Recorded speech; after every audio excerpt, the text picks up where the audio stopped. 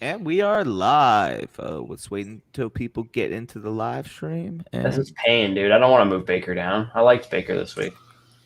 yeah, Payne. Gonna have to. I had him at a freaking 11, so I'm gonna move him down to like 16, maybe. I had Matt Stafford at 12. Payne. I had Stafford at 15. Yeah. Did you see I won money in that DFS lineup with Really? Stafford as my quarterback? Yeah. It was the Saturday Million or whatever. And I was like, how the hell am I in the money with Stafford as my quarterback? That's actually insane. And you would It's have won a probably lot because more. I faded the popular guys that busted. Like I faded Hopkins, I faded a couple other guys. That's fair. Yeah, I gotta start making some more like showdown type lineups because I feel like I'm better at showdown than I am at actual DFS. Same. It doesn't Same. make any sense to me because showdown is generally harder than regular DFS. Josh, what's up, guys? Yeah, but you got I guess that's the competitive advantage in understanding like who in each matchup is. It's usually you can win a showdown lineup very easily if you just pick the correct MVP. Honestly, that's all it really comes down. If you pick the correct MVP, you're gonna win money most of the time. Dude, on Friday, if you pick like Kamara as your MVP, you pick like who else snapped in that game? Like Jefferson. I would have won money, a lot of money, if Jefferson just catches that touchdown instead of Thielen. Like a lot of money. Yeah, I would have won a lot of money. How much did you win? I won $45, but I would have won thousands if that happened. Well, you remember me week 2 when Seattle or week 3 or whatever when Seattle played Dallas. I literally finished in the top 50 of a contest and I got paid like $100. But if Lockett catches that Russ touchdown instead of DK at the end of the game, I would have won $10,000. Yep. So it's just the way the cookie crumbles. Because I had the Russ Lockett sack, so I still got points for Russ, but like everybody at the top also had DK, and yeah, that was a pain. Tony Pollard or Kiki at the flex? Give me Tony Pollard there, Aaron.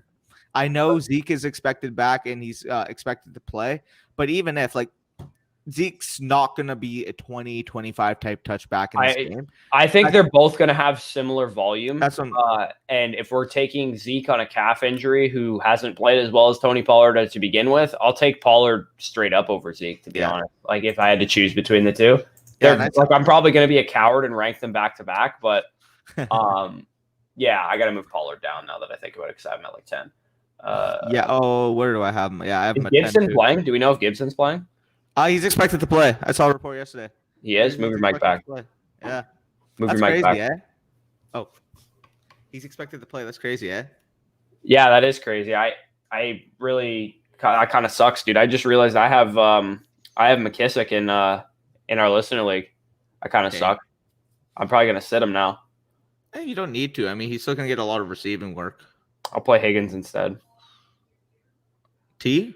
Yeah. Respectable. If Gibson's playing, I don't trust JD McKissick personally.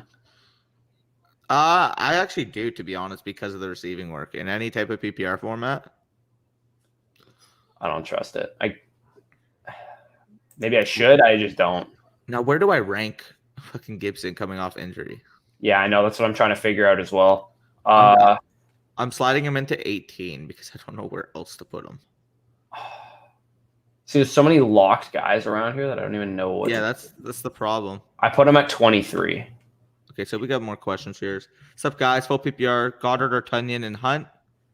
Oh, Goddard or Tunyon and Hunt, Johnson, Bell, pick 2. Appreciate your support the whole season. Appreciate that, Felix. So for the first part of the question, Goddard or Tunyon, I'm actually gonna go with Robert Tunyon here. I think he scores a touchdown. I mean, at this point, it's basically automatic. When this guy gets a red zone, he's horrible against tight ends too. Yeah.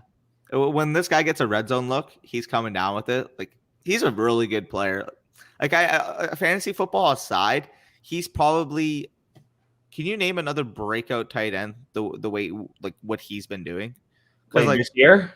Yeah, like for example, going into the season, am I allowed to take Jonnu Smith without Corey Davis on the field? Okay, go for that. I was gonna say like we were hyping up like guys like Jonnu and guys like Hayden Hurst, but that's low key, dude. That's kind of interesting. Sorry to interrupt you, but Jonnu's a free agent, and so is Corey Davis. So I think they re-signed Corey Davis after what he's done this year. Then, yeah, I honestly low key think they can re-sign them both. I think that's very possible, but hopefully they re-sign one or the other because if Jonnu Smith or Corey Davis, whatever one goes to a new situation, I low key think they're going to be better. I think personally, I think the way Corey Davis has played, a lot of people might be like, oh, well, like he's doing well because AJ Brown's the number one. He commands all the attention. He's been really good on his own right. He's been very good on his own right. And I mean, the majority of places in the NFL already have number one receivers. So if Corey Davis goes to a new team, if he were to go to the Washington football team or something across from Terry McLaurin, that'd be a great fit. But we'll have to see how that plays out. There's a lot of interesting free agents this year. I think free agency for fantasy purposes is going to be more exciting than it was last year. I know there was a lot of quarterback movement last year, but this year there's a lot more skill position movement. For sure. Talking about that real quick, right? I think from Tennessee's perspective, like as good of a player as Jonnu is, the way that they use the tight end position in their offense when they have those two receivers is just so redundant to the point that they pretty much just use tight ends as red zone threats. They don't really use them as anything else. So from a financial standpoint, you re-sign Davis, like Ferkser's been fine for you and you can save some money there. And hopefully for our sake, Jonnu gets to land in a situation where he can get that 5 to 7 target per game type volume. Where's the golden location for Jonnu? Cardinals. Oh, that'd be awesome. That would be awesome. That'd be sick. That would be sick. Yeah, that'd be a really good spot.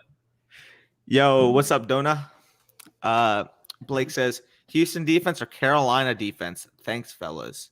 Well, I'd go Houston. Do we know who's starting for Washington at quarterback? Is Alex Smith officially the starter? Because if Dwayne Haskins is starting, I'm going to take Carolina's defense. It's fair.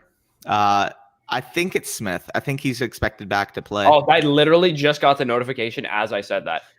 Haskins set to start versus Panthers. Oh, okay. Then go. I would go with Carolina's defense. Tiebreaker being that they're the better defense, honestly. So, assuming that means Gaskin because he put a bunch of money signs. Morning, fellas. So last night I benched Gio for Haskins, but I'm assuming that's Gaskin. Should I flex Gio or keep Beasley? Full PPR, thanks. And a full PPR, I'll take Beasley. Beasley gets so much volume, it's actually insane. Yeah, for sure. I probably, if you would have came with that question earlier, like yesterday morning, I wouldn't have told you to bench Gaskin for Gio. So I might have been able to save you there. But okay, so Alex Smith is not starting. I'm going to take him out.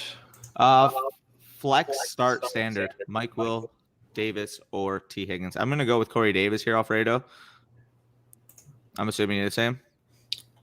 Corey Davis, T. Higgins. Yeah, I'll go with Corey Davis. Mike Williams is kind of irrelevant right now. I guess he could catch a long bomb touchdown, but I swear to God, the guy breaks his neck every game. Yeah, for real. Since Landry out, Corey Davis, Cooks, DJ Moore, Lazard, Sammy Watkins. So I'm assuming you can only pick one of these guys. And if that's the case, let me see who I quickly have. I have DJ Moore the highest out of those guys. I think I have Davis or Cooks the highest. Okay, so I have Davis at 17, Cooks at 20. Actually, 19 now that Jarvis is out. Cooks at 19, Moore at 20. So I have DJ Moore at 16. That's fair. And I have Corey Davis at 24 or 23. Sorry, now that Landry's out, and I have Brandon Cooks at 19. So I personally would go with DJ Moore. I think from what we've seen recently, the recent trend has been that DJ Moore is what we thought he was going to be earlier in the season. When me and you were super high on him coming into the season, he was the guy. We thought Robbie Anderson was a nice piece to the offense, but we didn't think it was like Robbie Anderson's the number one receiver like he was at the beginning of the season. Robbie Anderson's still like the 1B there, and Curtis Samuel's still involved, but I still think the offense runs in the passing game through DJ Moore. So I'll go with DJ Moore there. It's funny because like as much praise, don't get me wrong, Calvin really deserves as much praise as he's been getting. But I actually saw a stat, like somebody, I think it was someone from PFF, basically broke down statistical per games of DJ Moore versus Calvin Ridley since coming into the NFL. And their stat lines were basically identical. The only thing that Calvin Ridley had the edge on was touchdowns. So it's like people love giving DJ Moore the bad rap. Oh, well, whatever, this guy, that guy. Like DJ Moore, I still think has that 1,400-yard receiver capability if he lands into a more positive situation for next year. Because we've seen it since, week 6, week 7. He's really been heating it up. Obviously, in the early part of the season, Robbie Anderson was getting like 12 targets a game, which was insane. Like, I don't understand from Matt Rule and Joe Brady's perspective. Don't get me wrong. Like, I'm never going to criticize Joe Brady or Matt Rule because they're fantastic coaches. But you have one of the best intermediate receivers basically in the league, DJ Moore, and one of the best deep threats in the league, and you reverse their roles. So I know it's evened itself out more nowadays, but beginning of the season, it was so frustrating to watch because we all are DJ Moore truthers, and we all. I drafted him in the 3rd round, so I literally personally felt that. In our listener league, he was my 301. So, yeah, it's pain. But yeah, I'm fine with going DJ Moore there. I actually just adjusted my rankings and moved Davis down because of the usage of Jair Alexander that you've cited. Yeah. What's up, guys? Cooks, Gage, or Hollywood? Okay, who has the highest ceiling here? In my opinion, the highest ceiling is going to be Hollywood, but he's by far the most volatile. So personally, I don't think he has the highest ceiling against Bradbury. Really, yeah? Against Bradbury in shadow coverage, I think Cooks has the highest ceiling. Fair. I don't know. I think he has the highest floor, too. I think Cooks is the clear I think Cooks is the play because I think he's got the highest mix. Now, I think Gage is safer than Hollywood, and that's why I said Hollywood's more volatile because of the matchup. But the way I view it, I'm not the believer that in Russell Gage that you are. I don't think he's very good. Sleeping on him, man. He's good. He's good. How did he do last week? 5 for 68 and a touch. Oh, right. Yeah, he did catch a touchdown. Fuck. Well, yeah. That all came on like the first drive, though. We're doing a Russell Gage bet, brother. Okay, who are we taking? I don't know. Pick someone. I have him. Or actually, I'm going to move him up a little bit just to do so. So I have him right now at wide receiver. I'm at 38. He's my wide receiver 29. So okay, I have Chase Claypool ahead of him. Chase Claypool, I have a couple spots behind. I'll take your boy against him if you're willing to do that. CD. Oh yeah, let's do it. I played CD in my tournament lineup today. Actually, I just realized we already have a Russell Gage bet too, but we keep this one as well. What do you mean? I took Russell Gage. You took Zeke. When?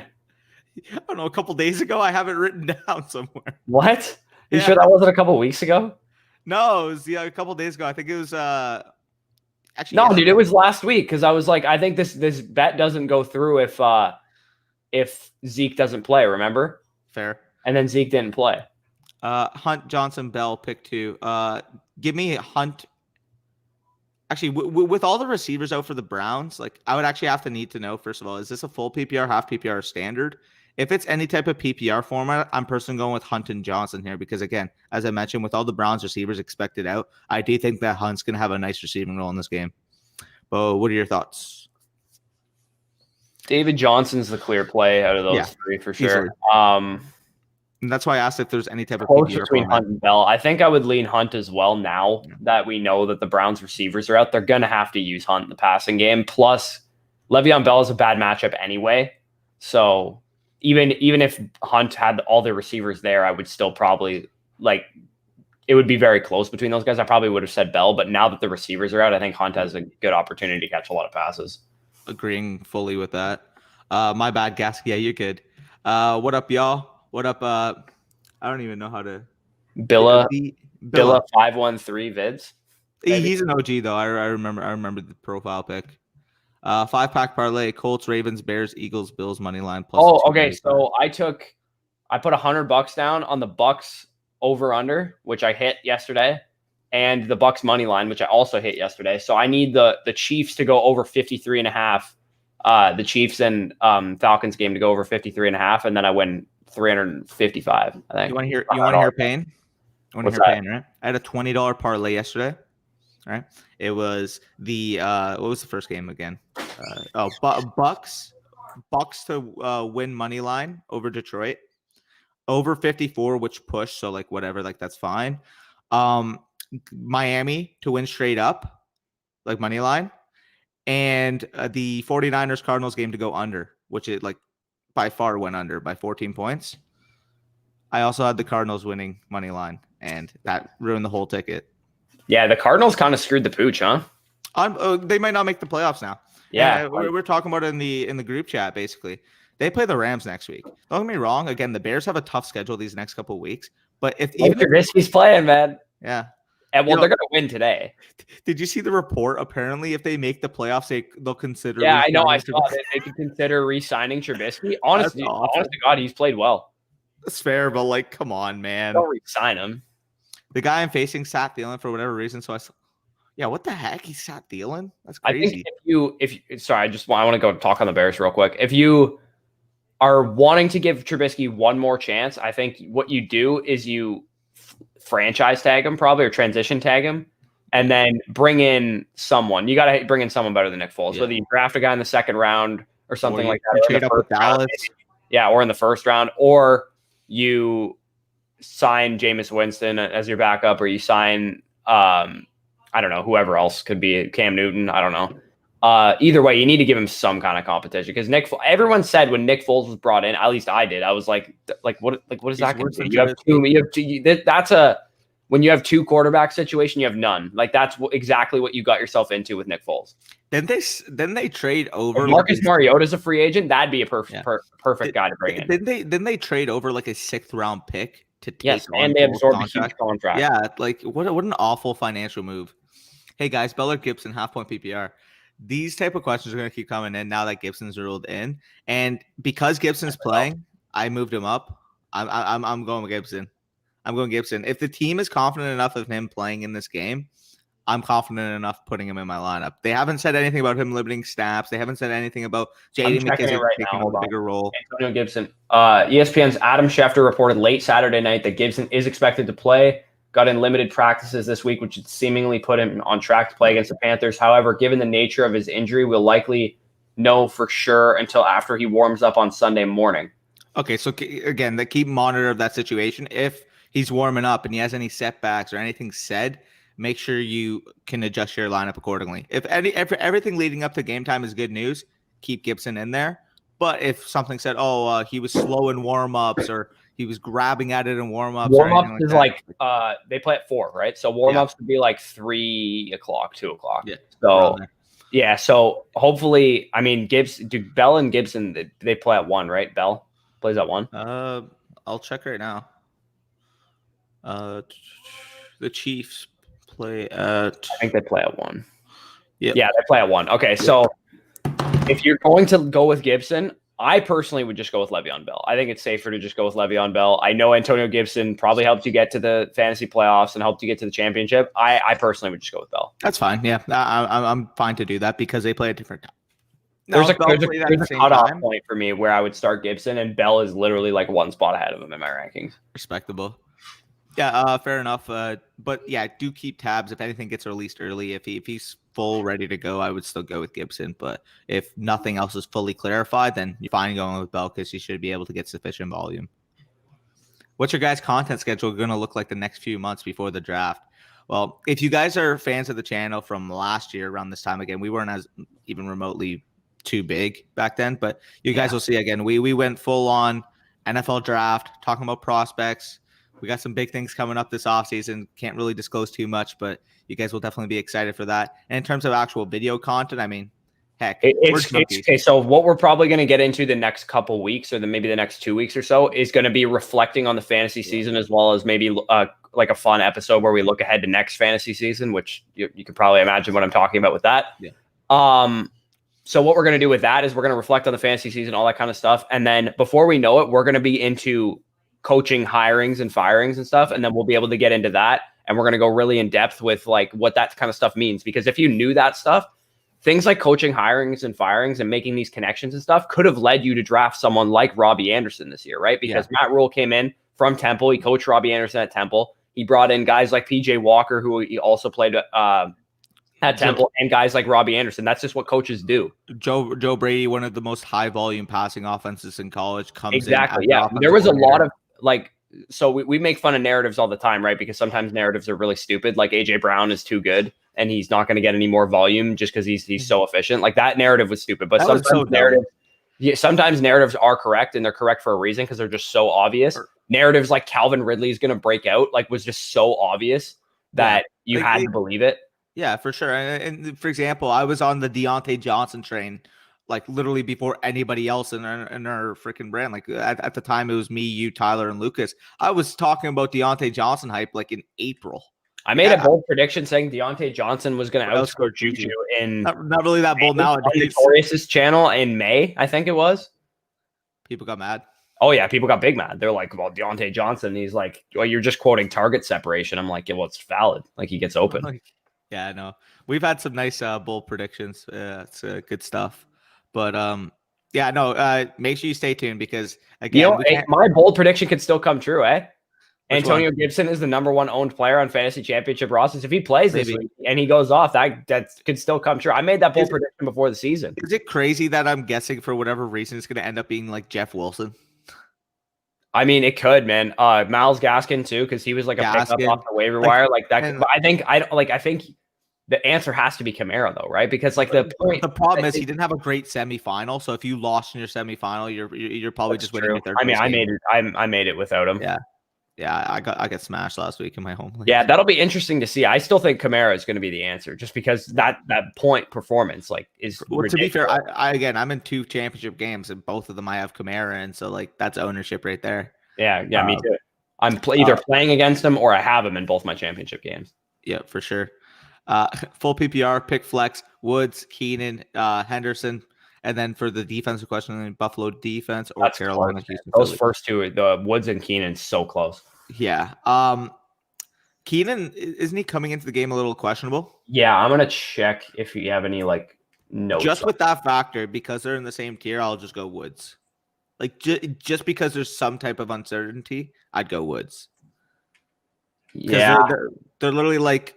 I want to say they're like 10 and 11. I would need to hear something that says Keenan's a full go or something like that. If we don't hear anything like that, I would go with Woods. Yeah, like right now I'm just moving them up. So I have Woods at 10 and Keenan at 12 right now because everybody else is basically I need to move Keenan down because I put it as if he was going to like 100% play. I move Keenan. Would you play Keenan Allen or DK Metcalf? Just out of curiosity. DK. You'd play DK? So that's what I'm thinking as well. So I have Keenan at 14 right now. Yeah, I have him at 12. Deontay Johnson or Keenan? You'd play Keenan, right? That's where I have Deontay Johnson at 16. I have a feeling that's a lot higher than consensus. I'm not sure if it is or not, though. I have him pretty high, too. I think I have him at 17. Oh, okay. Never mind, then. I have Deontay Johnson. Yeah, we don't have official word that Terry's going to play yet, do we? He's doubtful. Hopefully he plays. I need him against Sexy Pats. Well, I guess it's at 4 o'clock, so we don't know. My team is so depleted from injury. I need him. Full PPR. Okay, so I would go with Woods, and then for the defense, Phillies is pretty interesting. Is the game in Dallas or is it in Philadelphia? Do you know? I believe it's in Dallas. I think I would go with. I think I'd go with Buffalo. You think I'd go Buffalo? I think I'd go Buffalo as D. Yep. Anyone know? Yep, he is active, Josh. He's active, yeah. Amari or Lockett? Give me Amari there, Zach. Yeah, I'll take Amari Cooper there. Thanks, boys. Last one. You think Steelers defense rebound with the Gambler, Rivers, or should I start Washington football team or Houston? Half PPR, by the way, and shout out from Windsor. Hey, there you go, Windsor boy. Hey, Windsor boy. I know they let you down. You got to go Steelers defense. Yeah, they've got you to this point. They're phenomenal. Like they can take much better than the other two options in terms of an actual defense. I mean, the Washington football team defense is pretty good too, but either way, you got to go with the Steelers defense. Rivers is very prone to throwing a pick six for sure. Name 3 out of these guys, half point PPR: Hilton, Geo, QT, Hooper, Guyton, Tyron Johnson, and Hardman. Thanks. Out of those options, I'm going with the first 2 for sure. Would you consider the 2 Chargers guys if Keenan were not to play? I don't think that's going to happen, but if Keenan were to be out or limited of some kind, would you play either Guyton or Tyron Johnson? I'm thinking I'd play Tyron. Yeah. I think honestly, I think it's a moot point because I think I would play QT over all those guys, to be honest. That's right. Like if Keenan's out, I'd actually really consider playing Johnson. But obviously, if Keenan plays, I'm playing QT. Yeah, I'm gonna go with QT there. If you really want to shoot for the fence, because it looks like you're in a bit of a hole if you have to start these guys. If you're in a huge upside play type situation, you wanted to start McCole Hardman over Kiki QT. Yeah, I wouldn't blame you. That's fair. Marvin Hall, Pollard, LaMichael Pirine, or Dare. Yeah, pretty easily. Yeah, I'd go with Pollard there. There's no indication that Zeke's going to be limited to some degree, but he's been limited before coming back from like not practicing all week. I actually kind of want to pull up what the last time, like his snaps and stuff like that. I just want to see what it is. Also for this one, wait, Justin Jefferson did you do bad? Didn't he have like 7 for 90 or something like that? Yeah, he had like a floor game though. Game. That's fair. But Wilson and Gaskin, yeah, they definitely do good. Where can I find your rankings? I'm going to link it on the YouTube right now and pin it. So just if you guys want to see our full rankings, again, we're constantly updating them before the 1 o'clock publish on my kickoff website. Yeah, I published. I'm going to put it up right now. You should be able to see it. Yeah. So they're up at thefantasystockexchange.com. Mine will be like right on the homepage, like right when you get there. So if you want to see mine, I only do half PPR rankings though, just for the record. So if you look for PPR, they're not updated. I only do half PPR. To be fair though, they adjust based off expected receiving volume. Do they? On Fantasy Pros. Oh, okay, that's kind of cool. So I put it in the chat right now, and I'm going to pin it. So you guys should be able to see that. If you want to access our rankings, just click that link, and you should be good to go. Yep. Hey, what's up? What's up, Spicy Hot? Back in the cut. I'm going to go get my breakfast real quick. I'll be back in a sec. Okay. Where you got Bobby Woods at? I just moved him up to 10, and Bush. Yeah. What do you think of Taylor against the Steelers? Okay. So I've wrestled this a good amount this week, right? Costanzo is expected out, which obviously does affect Taylor. But the way I look at it, okay, Taylor has proven to be these past 5 or 6 weeks an efficient 20 touch per game back. I understand that the matchup against the Steelers on the surface, the Steelers have been such a dominant run defense over the course of the season, but they've actually been much more susceptible to opposing offenses, specifically in the run game these past few weeks. I think Taylor's fine. I think he's, again, a top 10 back. You're expecting 20 touches. This is a guy who 4.39 speed at 230 can break one long for any given carry in any given moment of the game. So I still consider him a low on RB1. Obviously, the matchup to a degree limps his outlook a bit because he goes from being a top 4 or 5 back to being like RB10. But again, I still think he's going to have a monster game. That kid has really carried people to the championships at this point. And I think if he's gotten you this far, he'll get you your championship win. So, I think he's fine there. Ogunbowale, Moss, Singletary, Pollard, or Elliott, pick one. Call me crazy. I'm going Pollard. I know Elliott's going to be expected at a little bit more volume, but I think Pollard on 10 to 12 touches is going to be a much more efficient player than Ezekiel Elliott on 16 to 20 touches. So with that case, like, give me the guy who has a chance to actually explode a long run. Zeke has like 3 20-yard runs all season. So I'm going with the upside play at this spot. The other guys don't really offer much to me. Ogunbowale, whatever. Moss, Singletary. I don't know what's going on with them. Josh Allen's the RB to own there, to be honest. And with Pollard or Zeke, I'm just going to go with a much more efficient option. When you're trying to win third place and you face Kamara, pain. I have Kamara in my third place game, so wish I was in the championship, but c'est la vie. Beasley or DJ Moore, full PPR. I'm going to go with DJ Moore here, though. I do think Beasley is a very fine play. He's been performing well, but regardless, I mean, I think DJ Moore's upside is just too much to ignore in that spot, so I'm going to go with Moore. Gronk did good for me, though, so that's great. Yeah, guy was super efficient. Caught his first 2 catches, turned them into touchdowns, and then basically sat for the rest of the game, so chilling. Hot dogs or burgers? I'm always going to be a burger man. Give me a nice burger, chilling, nice barbecue. You get your plate, add your condiments, whatever you need, and you're ready to go. Make sure you got the cheeseburger, though. So there you go. What's good, boys? Good luck in your championship. Appreciate that. Flex point, full point PPR, T. Higgins or Curtis Samuel. Tight end, Logan Thomas or Jonnu Smith. I've got Ryan Tannehill, Derrick Henry. Okay, so for the first part of the question, I'm actually going to check where I have these guys ranked because they're pretty similar in my rankings right now. I currently have Curtis Samuel as my wide receiver 29 and T. Higgins as my wide receiver 34. So I would go with Curtis Samuel slightly over T. And then for the second part of that question, I actually do have Logan Thomas ranked higher currently. So those are the 2 I'd go with. I'd go with Curtis Samuel and I'd go with Logan Thomas there. Antonio Gibson, J.D. McKissic, or Russell Gage, half PPR. Antonio Gibson's playing until we hear any setbacks. I'm going with him. Again, you're lucky too. You have the J.D. McKissic, if you will. What's it called? Backup, if you will. If Gibson isn't expected, like he has something that limits him in warm-ups, whatever, you can just pivot. You can just pivot to J.D. McKissic if that's the case. If not, start Gibson.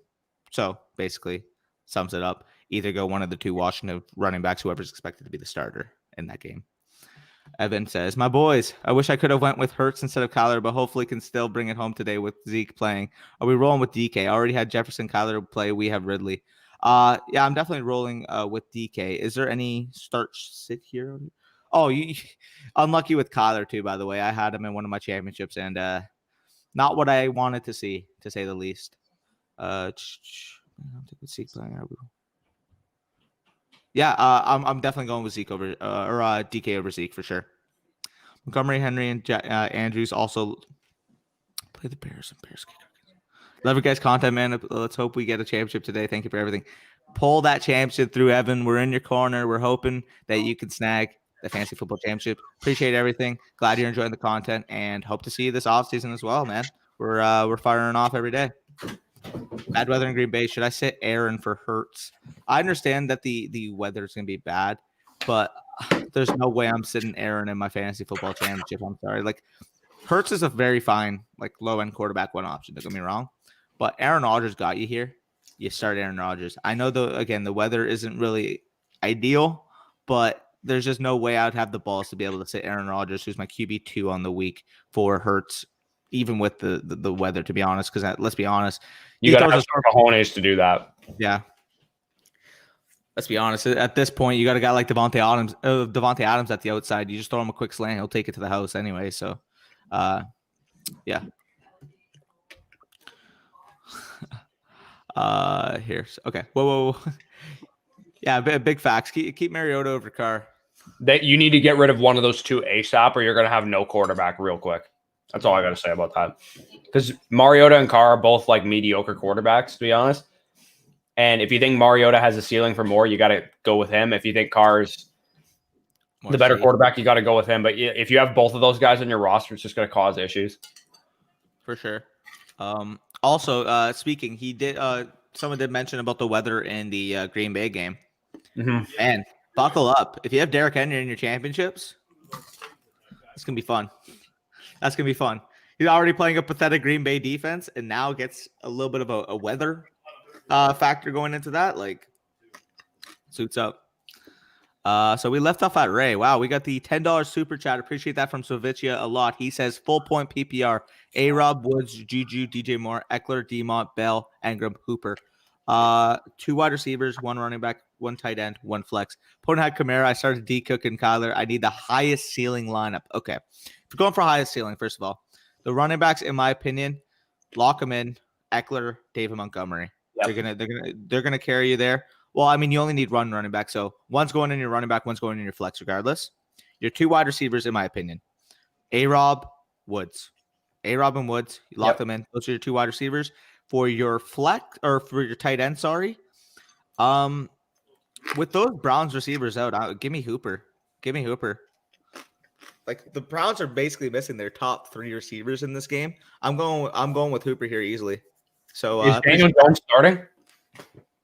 He's been limited this week. He's a game time decision, so I would keep in mind about that. But even if he does play, regardless, I'm going with Hooper because of the sheer lack of weapons that the Browns are going to have going into this game.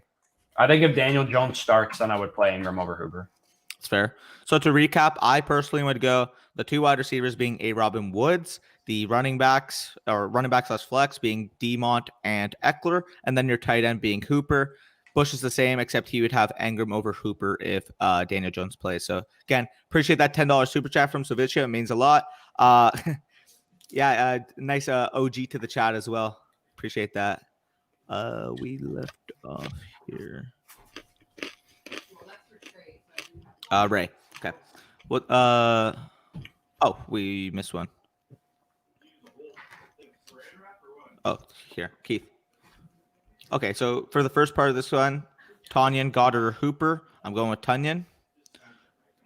Cooper would, like I mentioned, like Cooper's a safe play. Don't get me wrong, but the upside of Tanyan is still tremendous in my opinion. Especially, heck, if there's weather even remotely involved in this game, like Tanyan's going to provide you that like inside. Honestly, there's no such thing as a safe play unless you're talking about Travis Kelce and Darren Waller at the tight end position. To be honest, like there is real like Tanyan is the tight end 3 or 4 in fantasy on the season. And he's still not a safe play. So, no, Hooper's not the safe play. The answer is neither of them are. Yeah, but give me the upside of Tunyon regardless. And for the second part of this question, Gage, Claypool, and QT. Need two, could add Mike Williams. I'm going with the first two there, Gage and Claypool. So we left off at Ray. 499, appreciate the ton from Brett. He says, with Landry out in a standard league, who do you start? Gage, Davis, QT. Thanks, guys. As much as I love Gage, I'm still starting Corey Davis here. I mean, like the way he's played at all season, really. I wouldn't have the cojones to sit him for Gage in the championship game personally. But assuming you're similar, Perfect. Appreciate again that 499 super chat again from Brett. We left off at Ray, I believe. Yep. What's up, boys? Full PPR. I'm assuming that's Marvin Hall. Oh yeah, Marvin Hall versus the Jets because he's technically the Browns' number one receiver right now. That's crazy. Wasn't Marvin Hall in the Lions like a week ago? Yeah, he got cut. Oh, okay. Speaking, I think I have him against Sexy Pat, so I might throw him in there because obviously, as you know, I'm depleted. I might throw him in a DFS lineup. Dude, like, how am I only have 10% chance to win right now? This is insane. Whatever. If you guys haven't seen the team I'm talking about, it's literally like absolutely depleted. I'm on that team. Yeah, that like, but if you see like how many injuries I've had throughout the year, it's been insane. Like, even just for this game, like Dak, Terry McLaurin, Christian McCaffrey, like Ezekiel Elliott obviously got hampered because of Dak's injury. Like, it's been a mess all year. Regardless, I'm going Bernard versus Houston over Hall. Half PPR, Hunter Johnson. Wow. Well, thanks, Deontay there. I'm taking Deontay, but like that's close for me. I'm gonna lose. Of course, I played. Yeah. Oh, yeah. This guy was talking about you with Swift, and he went against Jeff Wilson in the championship. Yikes. Yeah. This guy set the record in our league for most points scored in the regular season. He's gonna lose in the championship because of that. Pain. Yeah, there's a running joke in my league that I'm gonna choke this. I'm up 105.72 to 0 right now because I had Kamara and Brady and stuff.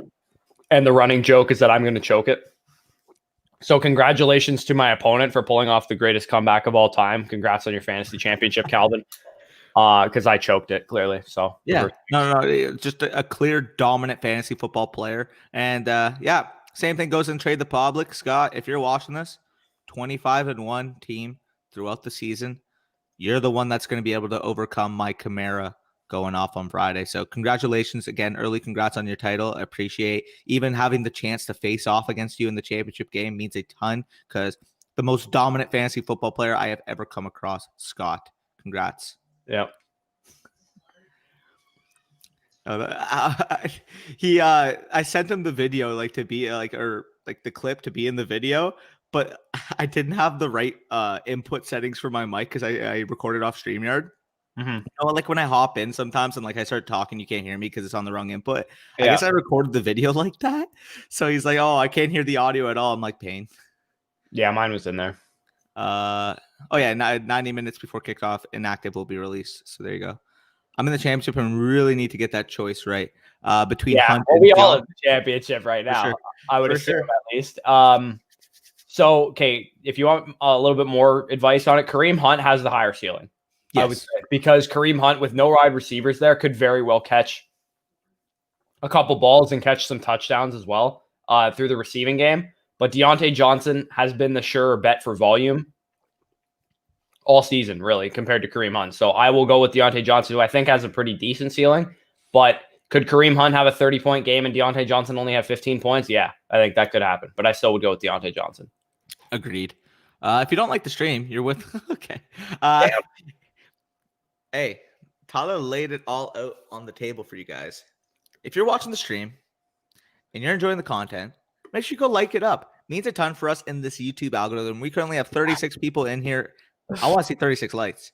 No ifs, ands, or buts about it. If you're enjoying the stream, make sure you go hit the like button. And again, if you are new to the channel, we're on our road to that 2.5 thousand. We want to hit that prior to 2021. So if you guys want to make that dream a reality, make sure you go hit that subscribe button. It means a ton. Appreciate that. Let's get into the next question. We got Jeffrey Fernandez on the dock. He says Trubisky or Tannehill in the snow. I'm going Tannehill still. Yeah. I mean, if it was a safer option than Trubisky, How bad is the weather? Like, is it really bad? Is it snow or is it rain? Because that's a big difference, in my opinion. Yeah, like if it's snow, I'm more fine with that. If it's rain, then hold on, let me check the weather. You see Tyler at the bottom. No. I feel like Bush hates the same shameless plug. I saw that. Hell, even if the content sucks, help these poor guys out. Yeah. Facts. Okay, we'll get into the next while you're searching that. Last week, you went to the camera and said, "Don't sit me," and then caught like one catch. Yeah. Hey, Keenan Allen. Yeah, pretty much. Pain. Yeah, Keenan Allen played him last week. He's getting benched. Yeah, facts. He's got to go on timeout, eh? Mike Davis or Henderson, full PPR. Give me Davis. Yeah, I'll take Davis. Hunter Carson and PPR. Man, in a full PPR, I think I'm actually gonna go Hunt. Hey, what are your thoughts on this? A full PPR, I think I'm going Hunt. Yeah, I think I would too. Mike Williams or Russell Gage, full PPR. Give me Russell. Russell Gage, my boy. So for what it's worth, the Packers-Titans game, while the line has moved a little bit, is still set at over under is 54, which is still tied for the highest on the week. So, I mean, like, I don't think they're expecting too much. What like the weather that they're expecting is it says 4 inches of snow, but there's not like the wind isn't bad. Like it's just snowing, basically. Not bad. Could be a little snow game, and full well you can see Henry. Derrick Henry won, but AJ Brown also catching a little slant route and just like bullying some kids in the snow. Yeah. AJ Brown definitely threw snowballs at some people when he was younger. Like he's got a cannon. For sure. Like up the stream, guys. Yeah, let's Colts or Ramsey. Did we get to that part? Oh, sorry. Colts or Ramsey. Give me Colts D. Did we get Jones's question too? Russell Gage or I went Gage. Oh, okay. Yeah, I'll take Ramsey there. Like up the stream. There you go. Patty says Carson or Metcalf flex. Give me Metcalf there. Yeah. Man, if only Jefferson had a better quarterback. Big facts. Yep. And a little shameless plug here. If you guys are wondering where our full rankings are, it's pinned on the YouTube. You can just click that link. Bush's will show up on the homepage. And if you want to access mine, there's a rankings tab at the top. Click that. Danny's rankings. Click that. Boom. You're ready to go. Yep. We got Inside saying, "Yo, boys, need one. T. Higgins, Lamb, or Claypool, half PPR." Lamb. I'm going Higgins. I have Lamb the highest. Really? Yeah. So the reason is because one, CeeDee Lamb has an easy matchup against Nickel Ruby. Definitely. Right? Two, this is the I guess this would be the second highest paced game of the slate because the 3 highest paced games of the week by a mile this week were Bucks and Lions. Saw how that worked out for scoring. Chiefs and Falcons. We'll probably see how that works out for scoring. And then just behind them is the Dallas Philly game. So I think pieces of this game and a game where I expect the game to be pretty close too. I don't expect either team to like run away with this. I think CeeDee Lamb presents a lot of, he said it's half PPR. I think he presents a lot of opportunity to catch some balls in this game. Hey, it's hilarious too. The Cowboys are still such high from a pace factor. Imagine what their pace would be right now if Dak was still the quarterback. Yeah. Insane. Okay, let's get into some more questions. My squad for the championship: Allen, Cook, Chubb, Hill, Ayuk. Eifert, Allen, Badgley, Browns, bench, Geo, Davis, Lockett, and Tyler Bass. Any changes? I had Hunter Henry, but he got in COVID reserve. Is there any other tight ends on the market for you? Like I would take even like a Jordan Akins over Eifert, to be honest. Is either of the Browns tight ends available? I would literally play Harrison Bryant over. Yeah, same. Over Tyler Eifert. In terms of your starting lineup, I think you got it pretty down packed. Again, probably I would play Mike Davis over Keenan Allen. That was the only thing I was thinking of, but I wouldn't do that. Even if Keenan Allen, they'd have to come out and say something like Keenan Allen will be limited in this game, and then I would do it. But other than that, I would probably stick with what you got. Yeah, I don't think I'd be able to do that in a full PPR. And, Mike Badgley, you're starting a kicker, play Bass over Badgley, right? Yeah, play Bass. Badgley sucks. Also, Badger. Yeah, for sure. Would you go a JT or Keenan Allen? Give me JT there. I know, again, I already mentioned it. I know the matchup's tough, but you don't find 20 touch per game backs who on any given carry can break it off for an 80-yard touchdown. Mhm. They don't grow on trees. So I'm taking the upside of JT there. I do not. I moved him down. I did have him number one. Yeah, Jeff, I moved him down as well. I had him 2 going into it, but he'll probably reside around the 6 or 7 area. If I am at 6 behind Justin Herbert, Kyler Murray, Payne. Tom Brady, not Payne, but could have been way more. And then Lamar Jackson, Patrick Mahomes. So I have Rodgers significantly lower than I did before. I had him at 1 before. So if you have Justin Herbert, I would start Justin Herbert over. I just moved Rodgers to 8 right now. So Justin Herbert's at 7. I had Brady at 6, Allen 5, Watson 4, Kyler Murray, Payne 3. I have Lamar at 2, and then Patrick Mahomes at 1. Yeah, I'm gonna move AJ Brown down too. Yeah, same. He's currently at 9 for me. Just because I can't move Jefferson, Evans, or Ayuk because they're already locked. I'd go Higgins. Which question was that again? That was the one relating. Yeah. Got you. Yeah, I agree there. JT for sure. Yep. Keenan Allen plays. Should I sit more or cut for him?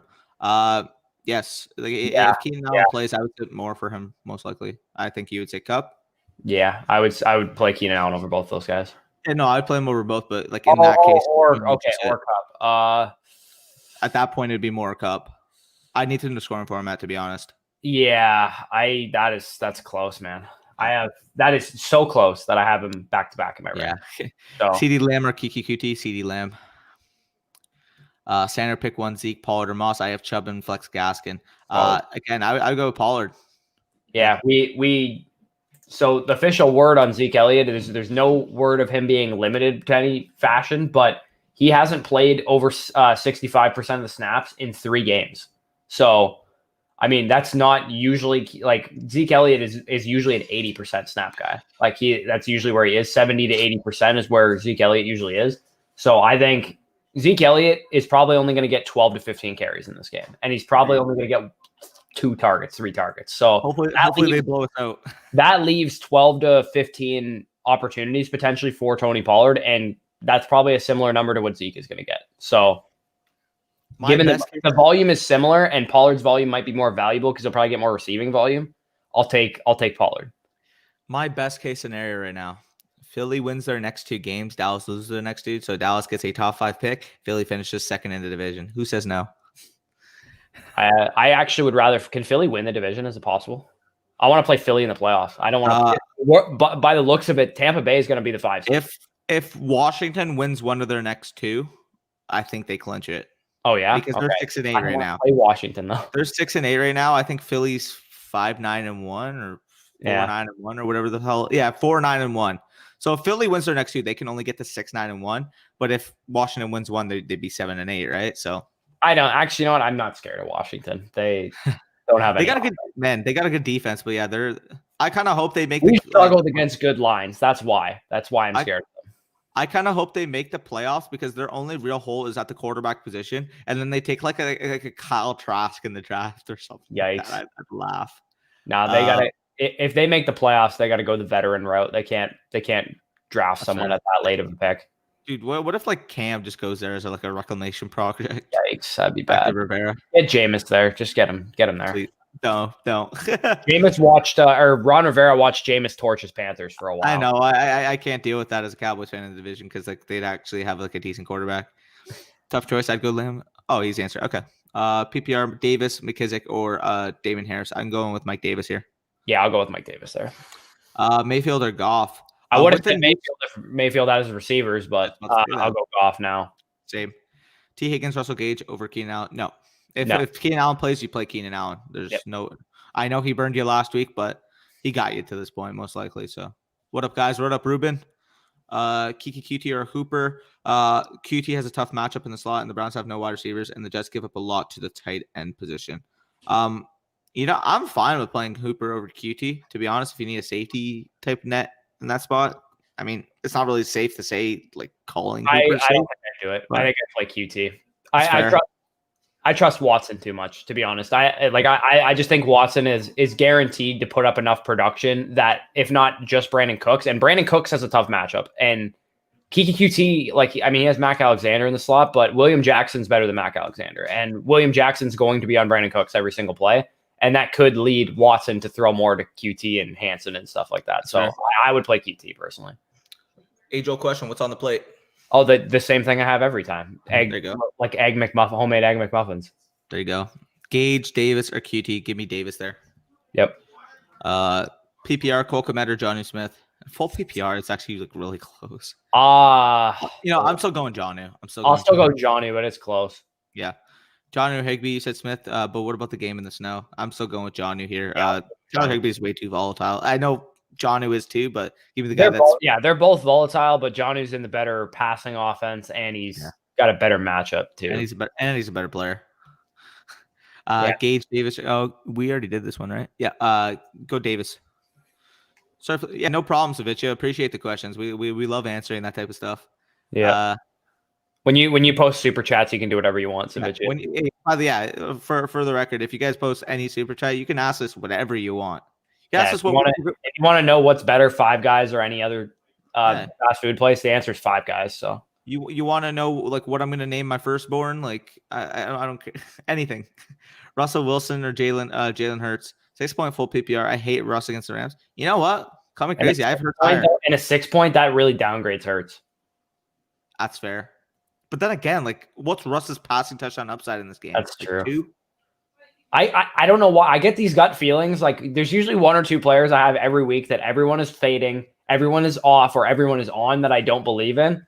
And to me, Russ is that guy. I feel like Russ is going to cook this game. I don't know why.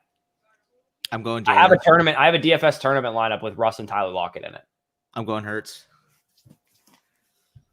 I'm going. I would go Hurts also, but I just let it be known that my gut told me to pick Wilson there.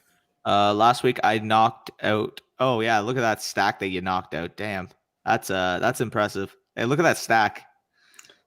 Mahomes, Henry, Kelce. Yeah, that's nice to have out of the lineup. My one of my buddies, he got knocked out of the lineup with Henry, Mahomes, and Waller last week somehow. And I was talking about it with Lucas. Imagine like this year if you were picking at the back half of the first round and you ended your first 3 rounds with Derrick Henry, Devontae Adams, and like I don't know, end of the third, who would have been the best value receiver there? Like Ridley, if Kelce fell there. If Kelce fell, or like you ended up with Waller in the 6th, like there's Waller in the 6th was the freest cash of all time. Oh, I know. Like, and it's crazy. I remember we were making videos. And Andrews should have gone back to back in drafts. That is what should have happened. And Andrews was going in the 4th, and Waller was going in the 6th. Like, I don't understand why that was happening. Remember when Ertz was the much safer play than both of them? Yeah, I may have talked about Ertz in a bus-proof video. Yeah. Ooh. Yikes. Oh, let's get into this. Start 2. Deontay and Cup for me. Yes, I would agree. Hunter, JT, give me JT and all that upside that guy oozes. Yeah, I'll take JT. Austin Hooper versus Jets, Jacoby Myers, Hardman versus Falcons, or Mooney versus Jaguars. I think I'm going Mooney, bro. Against Jags. Respectable. Myers, like, okay, so Jacoby Myers is kind of a weird case because he's kind of like a discount Cole Beasley. Sometimes he'll get 15 targets and like catch 10 of them for like 115 yards, but and other times he'll get 4 receptions for like 40 yards. Like, none of those options are safe. So let's be clear about that. If you need upside, I think the target volume is in the favor of Jacoby Myers. But if you need upside in terms of big plays, I would go with McCole Hardman because that game is going to be high scoring. It's going to be a fast paced game. So if you need a ceiling, like you played Kamara or Tom Brady or Jeff Wilson in your championship already, I would go with McCole Hardman because I don't think any of those options are safe. Give me the one attached to the best offense. That's fair. Don't forget Baker likes Bryant too. He's honestly the best route runner out of the 2. Yeah, that's exactly what I was talking about. I think Harrison Bryant is a nice piece for Dynasty. I think he's going to go super undervalued in like startup drafts and stuff. How did he fall to day 3? It still doesn't make sense to me. He's my tight end too. He was my tight end too. I think I only had him behind Kmet. I had Troutman one. Yeah, I had Kmet, Bryant, and Troutman. Yeah, I had it Troutman, Bryant, then Kmet. So yeah, I like Troutman for Dynasty next year too, or even for redraft. To be honest, if Cook is gone, there's a chance Cook is even there. Yeah. In my consolation bracket, the guy I'm playing against had Kamara and Manny Sanders, but I counted with. Damn, that's a fun matchup. Would you start Gage over Bell, half PPR? He's on the waiver wire. I get sick with Bell there. He's just such a safer play in my opinion. Which is crazy to say about Le'Veon Bell over what he's been this year, but yeah, literally. Say Levy. Mark Andrews. Yeah, give me the Mandrews. There you go. Mandrews, Also, yeah, love it. I rate the SpongeBob PFB as well. Facts. You hate the shameless plugs. Even there you go. Metcalf or Cup? Give me Metcalf there. I can't set him in the championship. Yeah. Listen to Billo. We got the heavy snow. The snow is like. Sorry, I'm talking about the next comment here. Yeah. Jeffrey Fernandez, heavy snow. I'm still not. I don't think it's going to be that big of an effect. I'm sure it's going to affect the game a little bit, and it means Henry is going to be just that much better of a play. But I think AJ Brown's going to be just fine. I think Corey Davis is going to be just fine. I think Devontae Adams is going to be just fine. Luckily, in this game, we know who the options are. It's not like the Steelers are playing in this game where we have no idea which Steelers receiver could go off. Yep, for sure. And for this next question, this is the type of situation where Gibson's got to be on your bench in this question. Wow, what a decision though. I don't think it's a hard decision at all. I mean, neither, but two of those receivers are in my top 8. Yeah, I said Woods was at 13 when I was going upstairs. I didn't actually check. I just thought he was at 13. He's at 8 for me. So he's at 10 for me. So yeah. So I have JT. Where do you have A-Rob at 5 or 6? I think I'm at 2. I'm at 6. I'm at 3. I'm at 3. I'm just behind Adams and Hill. Those are the only 2 guys I have in mind. Let me read. I think I have him at 6 right now, but let me see who's ahead of him. So I currently have him at A-Rob's at wide receiver 6. The only 5 I have ahead of him are Adams, Hill, Diggs, Hopkins, who got locked in, and then Ridley. Yeah, makes sense. From 12 p.m. to 10 p.m. Rishi's question there. Oh, sorry about that, Rishi. Zeke, Hilton, Gage. I'm crazy again. I'm going Hilton and Gage. I think it's just one. I'd go Hilton. Oh, I'll go Hilton. Yeah. Yep. From 12 p.m. to 10 p.m. The snow. Damn. Or yeah. Yikes. Beasley or Williams full PPR. Is that Mike Williams? Regardless, I'm going Beasley if that's Mike Williams. Yeah. Leave a comment down below if that is Mike. Yeah, we got Jets fan Papa LaPree here, hoping Jacksonville wins. Oh, facts. Yeah. Okay, Papa LaPree. I got to ask you though, if the Jags end up with the number 1 pick and the Jets pick 2nd, what is your preferred plan of action for the Jets? Do you take a quarterback there, whether it's Wilson, Fields, or Lance? Do you take Sewell? Do you trade down? What do you want to see the team do? I actually want to hear your perspective on this. Because obviously, again, Lawrence are going 1. There's no ifs, ands, or buts about it. But if I don't think a quarterback if you pick 2, personally. That's the thing. But then again, do you take Sewell or do you trade it's gonna down? Depend on the draft cycle too. Because if Wilson's super fucking great in the draft cycle and has an awesome combine and has all the I guess we don't know this information, but the scouts love him and the GMs love him and all that kind of stuff. If that's the guy, then you can pick him. But I love Sam Darnold coming out of school. So I still believe I didn't like him. I love Sam Darnold. He's QB4 for me. I had him too behind Baker. I think I had it. Man, that's not good. I added Baker. Dude, my quarterback is the inverse of what it actually has become. Literally, probably. Actually, not the inverse, but I added Baker, Darnold, Lamar, Rosen, Allen is how I had it. I had it going in. I think I had it. Allen, Rosen. You had Allen 1? I had Allen 1. Oh shit! Yeah. Okay. Rosen. And me. Rosen, Baker, Darnold, and then Lamar. You might be the only person I know that had Allen 1. Literally, I couldn't ignore the arm talent. I know he was so raw coming out, but that's also why I had Mahomes at 1. Literally I was all the way out on the Allen to the Browns thing at 1. Remember when that was a thing? People were like, "Oh, they should take Josh Allen at 1." It's he's going to be a bust if you do that, guaranteed. Yeah, I think Josh Allen would have busted in Arizona instead of Josh Rosen. I think he would have busted in New York instead of Sam Darnold, and I think he would have busted in Cleveland. I think the only places he would have succeeded that the quarterbacks went to were Baltimore and Buffalo.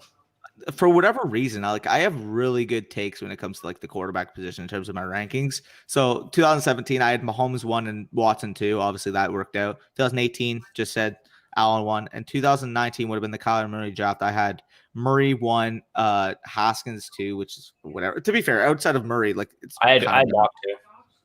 Yeah, I had locked 3. I had Jones. Sorry, I forgot about Daniel Jones. I had Jones to lock 3, Haskins 4. I didn't like Haskins. I didn't like Jones, so like I didn't really like any of them, to be honest, but I like Jones. I love Murray. The only problem I had with Murray was his height. I didn't. Speaking of Murray, I was actually going to mention, doesn't Zach Wilson kind of remind you like Kyler Murray? Yeah, he's got a little Kyler. Without the elite athleticism. All I see is Baker Mayfield with him. That's fair. I think you can either say he's Baker with a better arm or Kyler Murray without the elite athleticism. Yeah, and again with Baker too. Some of you might be like, okay, so Zach Wilson sucks. Like he's Baker Mayfield. Baker's good, man. Baker's good, and he also went to the Cleveland Browns. Yes. If Baker Mayfield was a San Francisco 49er, like Zach Wilson to the Jets, though, if that happened. Huh? Then again, what if Zach Wilson ended up on the Jets? Yeah, it's not good. All right, let's get. To be fair, if they hired like Joe Brady as the head coach, then like okay. Yeah, the Jets have a chance to like become relevant, but for sure. We're gonna have a ton of those talks during the offseason, so you guys better buckle in because we love talking about draft and possible what if scenarios and mock drafts. I know you guys love your classic mock drafts. We'll definitely be doing some stuff like that. Yep. Both Duke and Procise aren't playing today. Is it possible or thinkable to flex Johnson considering that Woods had 9 points against the Seahawks early in the season? Scoring format has to be. I need to know what the scoring format is. If it's a full David? PPR, I would start Woods over David Johnson. I'm curious to see who's in your wide receiver spot if you're thinking about that as a flex decision. Yeah, I think David Johnson's a good. Like they're both good plays. They're both in my top 12 at their respective positions. But in a standard and a half, I'll take David Johnson there. In a full PPR, I will take Woods because I think Woods gets a lot of targets and all that kind of stuff. Back when they played the Seahawks earlier in the season, that was in the run heavy approach of the Rams. Like that's when they were still running the ball like a crazy amount of the plays. And then pretty much after that game, to be honest, they switched to a more of a pass heavy approach. And Woods has been incredible for fantasy ever since. For sure. And to mention, like we were talking about prospects to respective teams. If you guys want to see how we did it last year, we have our matchmaker videos on the channel, and trust me, that's a very enjoyable watch if you guys want to check those out. So we actually talked. I think you mentioned that for the Niners, Lamb or Ayuk, if I'm not mistaken. I said Ayuk. I'm pretty sure. I think I did say Ayuk. Yeah. So, also, we were mentioning earlier. I think I might have. Oh no, I didn't say Ruggs because I would have said Ruggs for the Raiders. I said Ruggs. I said Ruggs for the Raiders because I knew it was going to happen. I was like, dude, this Ruggs to the Broncos and Ruggs to the Raiders were the two that I was like, yeah, these are the plays right here. I said Ruggs to the Niners because I'm like, imagine just a good Marquise Goodwin on that team. Yeah, pretty much. Gio Bernard, Chris Carson, or Darrell Henderson already got Gaskin, and Henry unfortunately didn't start. Payne. With those options though, I don't think I can sit Carson. No, I can't either. I can't either. Woods or Gibson, McKissick. Woods. Just give me Woods. Yeah, I don't want to deal with headache.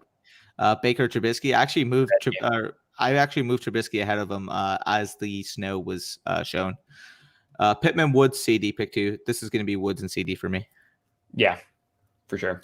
Hurts or Herbert? Herbert.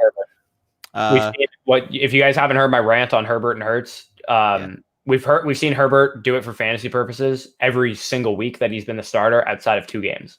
We've seen Hurts do it for like 2.5 games. So I'm going to take the known commodity that Herbert is, and he has a better matchup. It might not say that in your Yahoo app where it says Hurts has like a top 3 matchup or whatever. The Cowboys defense, as of recently, has been playing much better than the Broncos defense, who has no corners. Jordan Akins is available. Also, do you think not having any wide receivers affects Nick Chubb and the Browns defense? So for the tight end, he was mentioning the tight end he had was Tyler Eifert. I would go with Akins over Eifert, first of all. Oh, true. Yeah, I would go with Akins too. I don't think it does. I mean, Nick Chubb is like a top 2 pure runner in the league. You can make the argument between him and or him and Derrick Henry, in my opinion. So yes, maybe having those receivers, like the team's going to focus on trying to bottling them up. But Nick Chubb's just so we're going to do that anyway, to be honest. Yeah. So like, I don't know. I'm not worried about it. It doesn't affect the Browns at all, to be honest. It's still a top 7 or 8 or so running back in fantasy. I understand it's to keep your players healthy, but sitting some players at halftime because y'all are up a lot just doesn't seem right. Oh, with the Bucks. Oh yeah. I really could have used Brady going for like those extra 2 touchdowns or whatever, because like I say I really could have used it. I have freaking Alvin Kamara go off, but like I wanted to see my opponent put away before Sunday even kicked off. Basically, I wanted to see Kamara and Brady both drop like 100 points combined. Yeah. And that could have happened. If Brady stays in and throws those additional 2 touchdowns, he has a 45-point game. Yep, for real. Start Mike Williams or Jacoby Myers to fill in for Keenan Allen. Oh, I need to know scoring format here. If it's standard or half, I'm going with Mike I don't care what Williams. the scoring format is. I can't do it. No. That's saying if Keenan Allen doesn't play. Oh. Are you to sure? fill in for Keenan Allen. That's what I'm assuming. Okay, if Keenan Allen plays, first of all, you start Keenan Allen. If Keenan Allen doesn't play, I'd probably play Myers regardless, I think. Respectable. Yeah. Mike Williams, maybe in a standard league, just like any kind of PPR, I'd rather play Jacoby Myers just because I think he actually has a little bit of touchdown upside, and Mike Williams is just that guy that can leave your lineup like super early in the game and fucking ruin it. Give me Hendo here, Jared, because he's playing. Yeah, you have Henderson higher than Pollard? Yeah. Well, because Akers is out. I don't care. I'd rather play Pollard. Really? Yeah. Yeah. I'll do that right now. All right. We only have one bet so far, right? Yeah. I'll take Pollard there. I think they're both going to have similar workloads. To be honest, I think Malcolm Brown's going to be involved. I think Zeke Elliott's going to be involved. I don't think it's. I don't think comparing Malcolm Brown to Zeke Elliott now is peak 2020. Yeah, literally. Thoughts on projection on Jalen Hurts?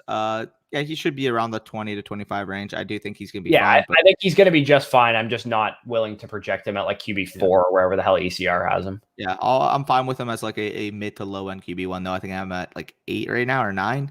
So. Yeah, there's like 6 or 7 other quarterbacks I would start over him. Same. Full PPR, choose one for flex. Keenan, Henderson, Tyron Johnson, or Gage. I'm going with Keenan if he plays there. Keenan Allen, yeah. If Keenan Allen doesn't play, Keenan Allen doesn't play, I'll start Darrell Henderson if that's Darrell Henderson. Yeah, same.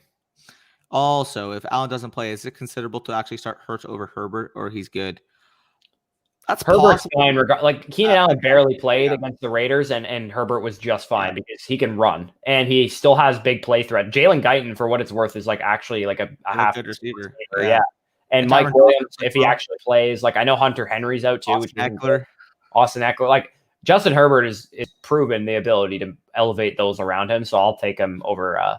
Remember when Dolphins fans were saying that they would take Tua over him? Yeah, that's just a fucking to make themselves feel better. Do you know that Neil guy on Twitter, Neil Driscoll, whatever his name is? No. Okay, so this is like a Dolphins fan on Twitter with like 8,000 followers, and he basically said he's like, "Oh, if the Dolphins had a re-chance at any quarterback from last year's draft, I'm still taking Tua." It's like that's so fucking biased. It's insane. Yeah. Like, and don't get me wrong. Like, I love Burrow. I think personally, I still think Tua's going to be a good quarterback. You need to surround him with some talent, obviously, and reevaluate it then. But what we've seen from Burrow and Herbert is that it doesn't matter what their talent is. Yeah. No, like you could say they have good receivers and all that kind of stuff, but Tua has a way better coaching staff than both of those guys. And defense. And special teams too. We talked about it. Like, for example, I think Tyler was like, "Oh yeah, look at the weapons that Herbert throws to, and look at the weapons that Tua throws to." Yeah, but look at the defenses. One defense is giving up 18 points per game. The other defense is giving up 28 points per game. Like, yeah, I've seen it. I saw with Jameis Winston. You can give someone all the weapons they want, but if you don't have a defense, you're not going to win games. Like Jameis Winston could have all the weapons in the world, and he did. He had Deshaun Jackson and Mike Evans and OJ Howard and Cameron Brate and Chris Godwin and all these guys and Adam Humphries. But if you don't have a defense, you're not winning. Yeah, for sure. AJ Brown there for me because the uncertainty. But like if Keenan Allen was fully healthy, it'd actually be a really close. Yeah. Decision, but I'll go with the I think I'd still lean AJ Brown just because of what Keenan did last week with the injury and coming. This is an interesting question from Evan, and call me crazy. I think I'm going Thomas. I need to know who's Crowder. I think I'd go with Crowder. Who's in your tight end slot currently? Because I have Thomas at like tight end 6 or so. Probably he's got like Andrews or something. That's fair. Yeah, you probably have an option if you're. I would start Crowder there personally. That's fair. Okay, what are the pros to a dynasty as opposed to redraft? I'm trying to convert my friends. Okay, so I'm going to start this off right off the bat. Me personally, I don't know why, but like I always just enjoy the feel of redraft a little bit more because I think it's more personal and I think it's more year to year, and I think you can't just luck into where you're going to be. It depends on the research at hand. Like for example, like in a dynasty, if you took Michael Thomas as a rookie when he was going like the 15th round and you were able to keep him all these years, like, you know what I'm saying? Or Alvin Kamara that year, right? So I enjoy the aspect of dynasty because, again, it's like a live stock market. It's being able to capitalize on peak values and be able to flip them for higher net returns than they will ever go for. Like, again, like whether that was before their performance or after the performance, it's being able to spot these trends and spot these value differences and ultimately take advantage of them. So if you're an experienced fantasy football player, Dynasty is nice because you understand all the inner workings of what goes into a player's value. So, for example, this offseason, me and Bush were completely out on the guy like Joe Mixon. You probably could have flipped Joe Mixon at that point in the offseason for a top 15 overall type starter. Would you have gotten the 101 for Joe Mixon? Yeah, you probably could have. Like, it depends when you traded for him, though. If you traded Joe Mixon for Jonathan Taylor straight up, I think you probably could have done that in a dynasty league. Yeah, and now Joe Mixon's lucky if he goes for like the 106, because like, would you take Najee Harris or Joe Mixon? Najee Harris. Would you take Travis Etienne or Joe Mixon? Travis Etienne. Would you take Trevor Lawrence or Joe Mixon? Trevor Lawrence. And would you take like whoever goes number 2? I would probably take 2 other quarterbacks and then maybe even Javonte Williams or something, or Jamar Chase or Joe Mixon? Yeah, Jamar Chase probably. I would take on his landing spot. But. And that's the problem I find sometimes with Dynasty is like one bad season or one bad circumstance. And I'm not, and for the record, I'm not the guy that favors young talent over win now guys. Like I am the win now person. I don't like playing Dynasty where people are like, oh, I'm going to sell all my picks and I'm going to collect all the first round picks and like build my team for the future. Like, no, if I'm in a fantasy league, I'm trying to win it every year. I don't give a shit about Dynasty, like trying to build a dynasty. Like I'm trying to win the first year I'm in a startup. For sure. And again, like it depends on my approach. I mix it up. Like if I'm trying to rebuild, then I'll go after the picks. If I'm trying to win now, then heck, I don't mind shipping my first to move up 3 or 4 rounds in the starter draft because I know the value difference. Like I'm very flexible based on what I'm trying to do with the team. And I personally was unable to convert my friends to Dynasty. They don't like it as much. They like having a new team every year. They don't like getting stuck with bad players. And I think for the more casual, I wouldn't say they're casuals because they're still like diehard fantasy players. They don't like the idea of getting stuck with a team. And I honestly kind of agree with them too. I agree with them too. Yeah, I do. I much prefer redraft. And it's part of the reason why I try and win every year in Dynasty as well. I just like, I don't like playing. You like winning a championship. You don't like putting a dead $100 into a pool because you know you're not going to win it because you're in a rebuild. Yeah, right. So I mean, the idea of rebuilding a dynasty, I don't really like it. Like when people are like, "Oh, well, just like if you're at a mediocre team at the mid-season point, just like sell off all your like veteran players and rebuild." Like that's stupid. I'd rather go down with the ship, to be honest. Yeah, like don't get me wrong. Again, like I'm fine with being in like a couple dynasty leagues, but it's never going to be my main. The reason being, again, because I love the aspect of the research and the time it takes to really develop a good redraft team. Whereas in dynasty, again, you hit on a really good value year one, you're going to be reaping the benefits of that for the rest of the time the league's going to be up. The biggest pro to dynasty is that it keeps you in fantasy year round. That is the biggest pro to dynasty, in my opinion. If you love the NFL draft, if you love rookies and all that kind of stuff, that's the biggest pro to dynasty because that's the most fun dynasty conversation, in my opinion. The draft. Once the regular season starts, no one is talking about how dynasty is better than redraft. People only mention that in the off season when redraft isn't happening. Yeah. Like, for example, like dynasty, as soon as even next week, trades are going to be happening. Oh yeah. Like contenders are going to go after these like aging stuff. Like for example, last year, you probably could have gotten Julio Jones for like a late. I got him in the 5th round of our startup. Yeah, that's insane. Like it's crazy because as soon as like the closer you get to the draft, I'm telling you, that's when you want to start buying these aging veterans for rookie picks because people are going to be hearing, freaking this year, Clyde Edwards-Helaire, Jonathan Taylor, quarterbacks Burrow, Herbert, Tua. Like they're hearing all these young names coming in that like a proven veteran that's is old but can win you maybe the next couple years is going to go for so much cheaper because people are only going to be talking about, well, I can just take this rookie and veterans is my favorite thing to do with depth too. Once you're in like the 15th plus rounds, I love taking veterans then because there's so many injuries in fantasy all the time. And you having a guy like Adam Humphries on your bench might seem like a wasted pick in the 24th round of your startup a while ago. But when you need to start Adam Humphries because you have 3 receiver injuries and 2 bye weeks, you're glad you have someone like that on your team. That's my favorite part of Dynasty is picking and guys like Logan Thomas and stuff, like picking up guys like that late in the draft. I love doing like that. You know how many Logan Thomas shares I got, like whether it was off waivers or whether it was in like the 26th, 27th round. Heck, in a 2 tight end premium league, I got Logan Thomas off waivers for $0. Yeah. So like, let's answer some of these questions because again, we're nearing game time. But if you guys want to hear our own thoughts about dynasty and stuff like that, we'll definitely be touching upon that during the offseason because again, obviously redraft's not going to be happening in January. So if you have any dynasty questions, we'll definitely bring that sort of stuff to fruition during the cycle. All right, yeah, let's rip through some questions so we can get our shit set before one. Give me Browns against the Jets regardless. Yeah. It is close, but yeah, I'll go with the Browns. Allen or Cup? I'll take Keenan Allen there. It's so close, but I'll take Keenan Allen. Hunt or Carson or Taylor? Give me Taylor there. Taylor. Yep. It's Hunt a lock because I would still go with Taylor. No, I would still play Jonathan Taylor over Kareem Hunt. There's nothing remotely even a lock about Kareem Hunt. Yes, he might get some more receiving volume, but he could very well bust like he did last week. Give me Hilton. Yeah, I'll take TY there. DK, Mr. Milk. Nice name. Yeah, you got to play DK there. Johnny Smith or Dalton Schultz. Do you need upside or do you need like someone that's just not going to put up a goose egg in your lineup? Because I think Schultz is more guaranteed involvement, but I think Johnny's ceiling is higher. Yeah, I think I agree with that too. I think with tight ends, when you have two meh options, just go with the ceiling. So I'll take Johnny though. That's respectable. Ozigbo or Ito? Yikes. I'd probably go Ito, but like it's close. So we left off on Papa Lapri. We got Vincent first here, $20 super chat. He said, "What's up, Danny and Bush? Had a good season, but didn't work out in the playoffs. Want to let you know that I really appreciate the awesome work you guys put in. Happy holidays. Please keep it coming." Appreciate that a ton, Vincent. Glad we were able to get you to the point to the playoffs.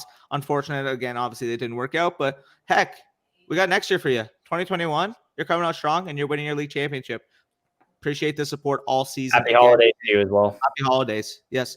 And right underneath that, we also got a 279 from Jason. He says, standard score, pick, flex, Pollard, Cooks, Juju, Hall. I am actually going to go with I'll take Brandon Cooks there. Yeah, it doesn't really matter there because they're not really like one decisive touchdown edge to another. But regardless, I'm going to go with Brandon Cooks. Appreciate again that 279 super chat as well.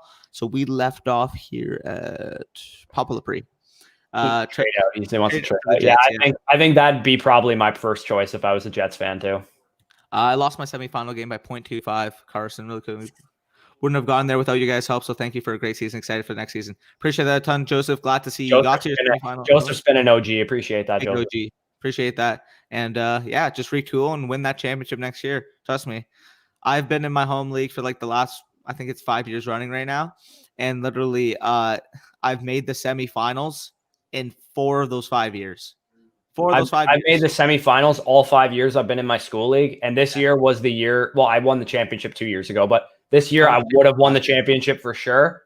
But Eric Ebron had to happen. So yeah. I 4 out of the 5 years, the one I lost in the first round, but I ended up scoring the most points for the last 2 weeks of the year. I've gone into the playoffs as the number 1 seed 3 separate times. And those times I've only won the championship once because either my team got hurt in the semifinal or unlucky, or I played against a hot team like that. Those are factors you can't predict in fantasy football. The best you can do is prepare the best team you can possible throughout the season, dominate the season, and hopefully it all comes to fruition in the playoffs for you. All right, we got 6 minutes. We gotta hurt. Let's grind these. Sorry, I talk a lot. We both talk a lot. We never shut the hell up. Give me the Browns against the Jets. Yes. Ravens. Give me the Ravens. Yeah, I'll take the Ravens there too. Full PPR, Pollard or Ito. Give me Pollard. Aaron Jones or Dave Montgomery. I literally have Aaron Jones at 3 and Montgomery at 5. I'm pretty sure I have the same thing, so I'll go with Aaron Jones there slightly. I go with Aaron Jones, but tell me who. Yeah, you must have Derrick Henry and Alvin Kamara as your other running backs or something. Yeah, we need Javon in here too. Yeah. 1, 2. T. Higgins. Who's Higgs? Oh, T. Higgins. T. Higgins. Give me 2 of these here, I think. Give me Beasley and Hilton. I'll take Beasley and T. Higgins personally over Hilton. Sir. Jordan Akins. I'd go with Akins, Bryant, Eifert in that order. I'd take Bryant over both those guys. Respectable. Personally. PPR, yeah, and PPR, Aaron Jones does get that edge as well. Wilson, not big facts. I don't know why I thought he was talking about Jeff Wilson. I'm like, he's already on the Niners. Oh yeah, you're chilling. He already had Godwin and Jefferson go. Yeah, that's nice. Half PPR flex pick 2, Tunyon, DK, McKissick. I will sit Tunyon here. Yes. Yeah, I will. Okay, we already answered that.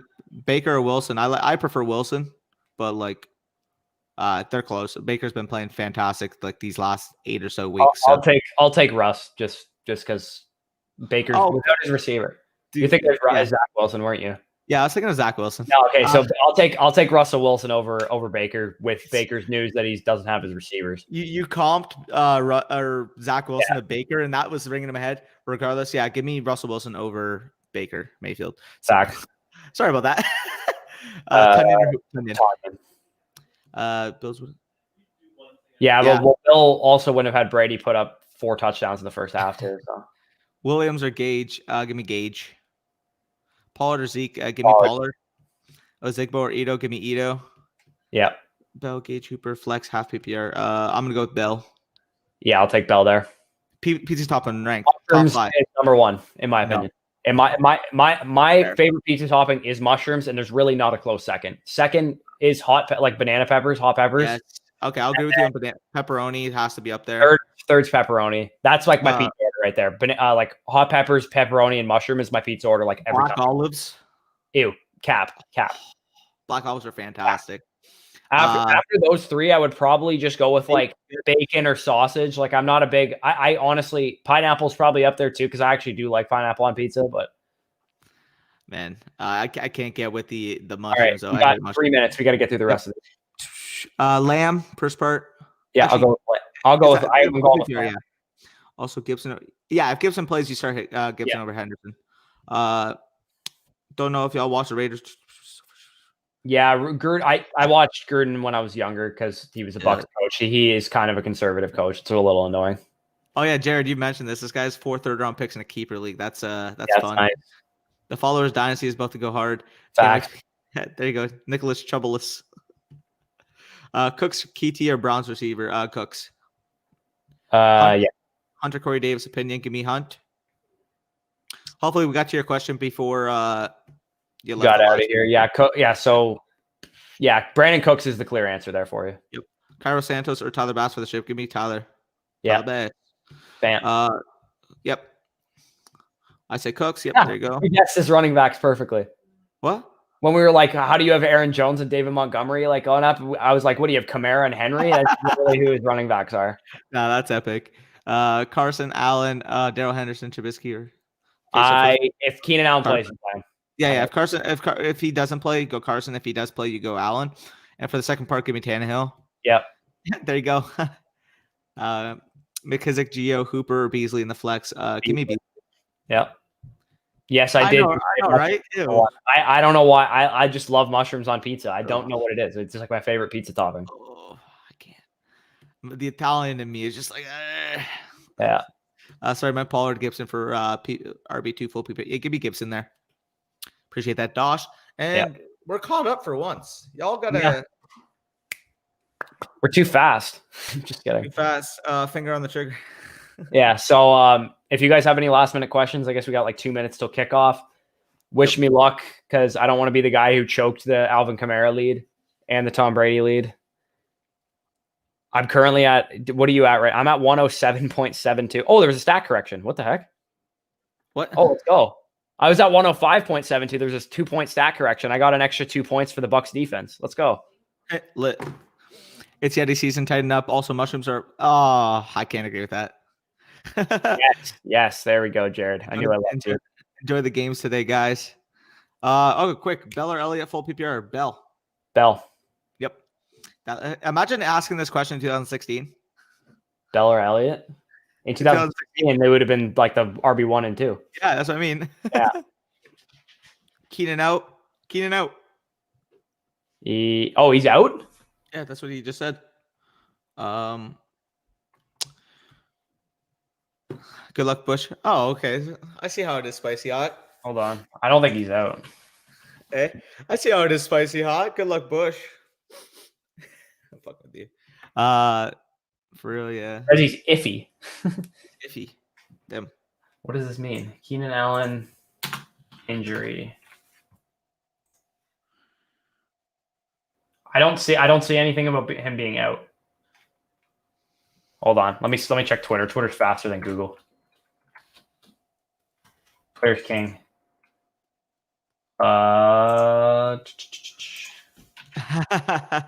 Do you think Haskins will be back on Washington football team in 2021? If not, what can? So I think Bag of puns, and that's not even the correct sport. Now, what do you think Washington gets for him if they wanted to deal him? Huh? What do you think Washington would be able to get for Haskins if they wanted to deal him? Like a late round pick swap, literally. Like you're not getting anything. I was gonna say like a 4 or 5, but yeah, that's pain. I don't think he's gonna be back, to be honest. They've made it abundantly clear that they want to move on. That's fair. It's fair, spicy hot. And then we got the boy Lasardo in here. How about AK? That's my dad. Yeah, AK-41 is literally a league. Yeah, destroyer. Facts, eh? Like, give me all the AK. Lasardo is faving all my tweets related to Alvin. Because I was like, man, let's go, Alvin Kamara. He was. I don't even think Lasardo follows me on Twitter. Keep that same energy. Is he in your league? Yeah, I don't think he follows me on Twitter. Facts. I'm not seeing anything about Keenan Allen being out. I'm a little bit nervous. I don't have him in any leagues, but hey, the bandana gives me enough luck. Yeah, yo, by the way, I was like 9 glasses of wine knocked out on Friday, and I'm just watching Alvin Kamara score 6 touchdowns. It was a surreal feeling, I'll tell you that. Hey, how much wine were you zooped up on? Oh, we got no Mark Ingram again this week. Let's go, JK. How much wine were you zooped up on Christmas? A lot. I was probably around like 9 or 10 glasses in, and I'm watching Alvin Kamara just score touchdown after touchdown after touchdown. Right, Joel, I'm sorry, Joel, because I played him in one league in my school league. I had the Evans Brady stack, and it was very fun. Pain. I had Evans go off against Scott. I had Evans and Kamara on the same team against Scott in the Dynasty Championship.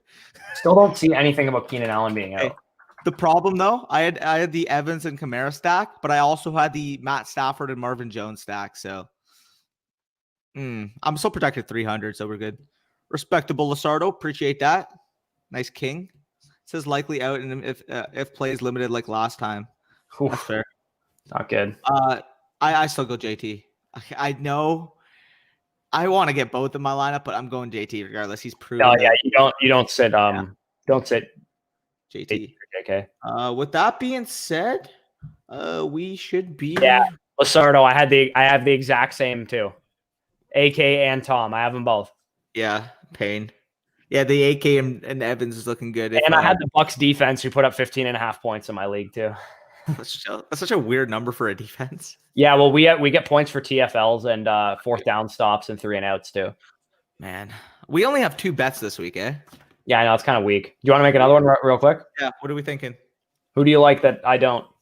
I'll take Russ versus someone. You want to take someone against Russ? I'm kind of feeling the gut feeling on Russell Wilson. Well, I said I'd start Hurts over him, so we can do that. Yeah, let's do it. Fuck it. I don't have him ranked there, but let's do it. So basically, I think we're tied going into this, to be honest. So like we have 3 bets here, and unless we tie on one, like should we lock on the over under on the Chiefs game? If it hits 54, I have it at 53.5 right now. I win $350. So wow. Yep.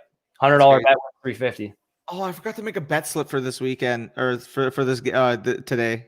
Pain. Yeah, I made an NBA DFS lineup yesterday. I had no clue what the hell I was doing, and I think I finished like bottom 10%. It's bad. Oh my god, I play Keenan Allen. I play Keenan Allen in my championship. Oh my god, please let him be out. Please let him. He's in his lineup, dude. Please let him be out. It doesn't say he's out. His projection went down though. Pain for that guy. Oh yeah. So I'm in 2 championships right now, and why is Sexy Pat's projected to beat me by so much? It's projected to beat me by 29. Pain. Oh, I started Marvin Hall. What the heck? I don't know what I'm doing. I already expect to lose Scott's Tots because fuck, my team's so depleted from injury.